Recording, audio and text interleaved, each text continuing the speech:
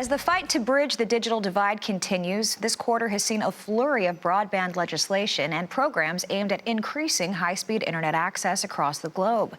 Joining us now is Connected Nation Chairman and CEO Tom Faree. Thanks for joining us, Tom. Now, your team, they track these developments as you work to get broadband deployed to more areas. Bring us up to speed on the Broadband Data and Improvement Act of 2019. Great. Well, Christina, it's a pleasure to be with you. And as you say, it's been quite a busy start of the Congress here. We've had nearly 70 bills introduced so far that take up this topic. The one that I want to focus on specifically today, though, is the one that you referenced, and that is this Congress really seems to understand the importance of getting broadband data mapping correct, because with the billions of dollars that are being talked and provisioned for the solutions here, we really need to know where those gaps are in the country, and this focus on improved broadband mapping will do a great job to help inform where that data or that money should flow. You know, it's great to actually see some bipartisan support behind you at this point as well. Talk about the Digital Equity Act of 2019, Tom, and where does that legislation stand, and what does it aim to do? Well, that's right, Christina. You know, we talk a lot about the access piece of this, and that's getting the networks out to these rural areas.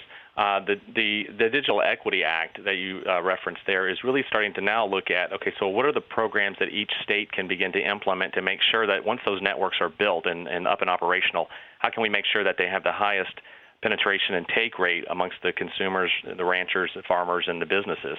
So that particular piece of legislation right now, which has pretty strong Democratic support, and we're looking to see more Republicans come on board to support that piece of where those networks will actually be utilized and have state-based plans for how they can be made to great use.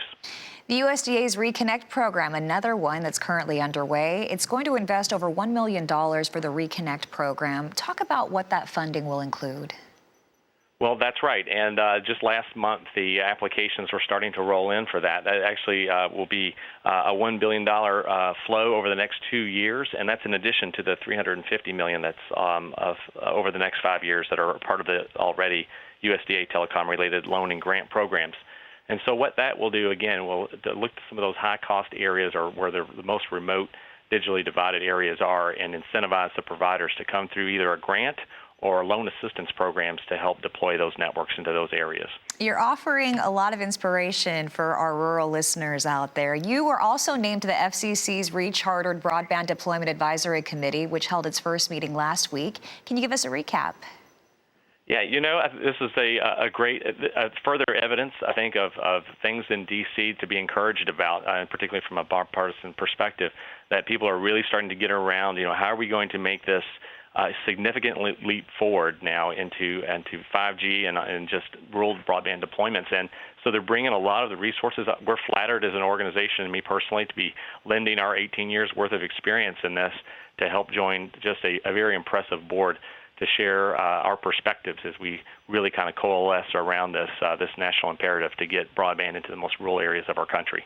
Connected Nation Chairman and CEO Tom Faree, thanks for joining us today. Really appreciate that update.